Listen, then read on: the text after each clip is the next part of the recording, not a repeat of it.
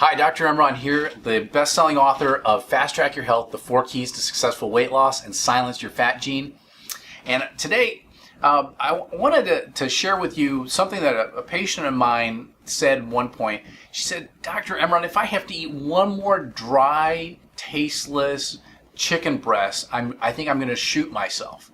And I bet you've probably thought that too, or maybe you know somebody who's been eating chicken breasts all the time, and this is the main staple food that they've got around the house. And I believed this too for a long time. In fact, I had a freezer full of chicken breasts that were boneless, skinless, marinated in about 20 different ways, ready to go. And no matter how I prepared them, no matter how I cooked them, no matter how I baked them, no matter how I grilled them, I always came away feeling like, oh my God, this is a dry piece of meat, and I didn't really feel happy and satisfied with it. And I did this for a long period of time because we were all taught that this was the healthiest piece of the chicken. This dry piece of breast, and you tear the skin off it and you eat it, and that was the healthiest piece of the chicken.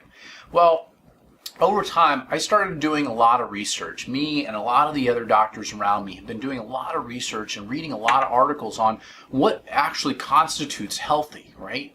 Because we're making recommendations to people, and if we're going to be eating something, we got to make sure that it actually is healthy. And what we started finding was a lot of the evidence was coming down against the idea of this boneless, skinless chicken breast. I mean, the least amount of nutrition is in the chicken breast. It has a lot of protein, that's true, but it doesn't contain a lot of other nutrients. And when we're talking about nutrition overall, we got to remember fat is absolutely important, okay? And there are a lot of minerals and vitamins and things like that that are important too. So eating something that's tasteless, that's missing one of the most important nutrients such as fat, isn't a great idea.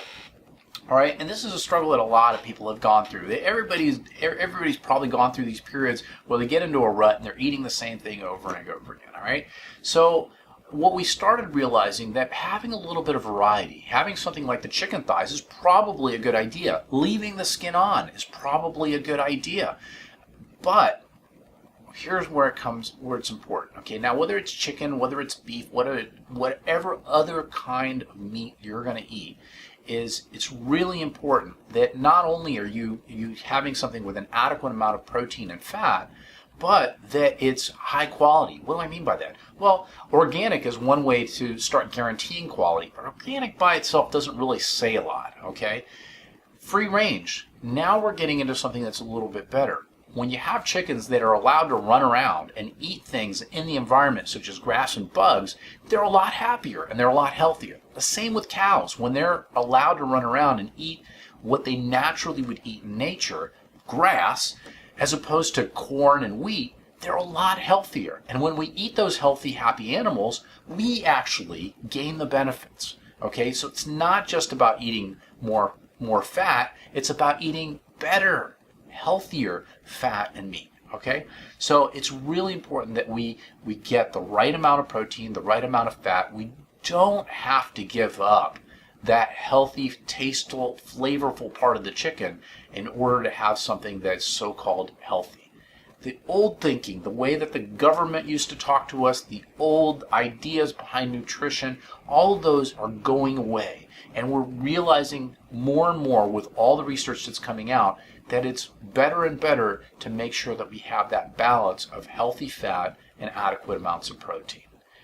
All right, hope that helped. If you want more information on these ideas and what nutrients are good for you and what nutrient balance you need to have and what things you probably should avoid, check out my books by going to silenceyourfatgene.com to get more information. Hope that helped, and we'll see you at the next video.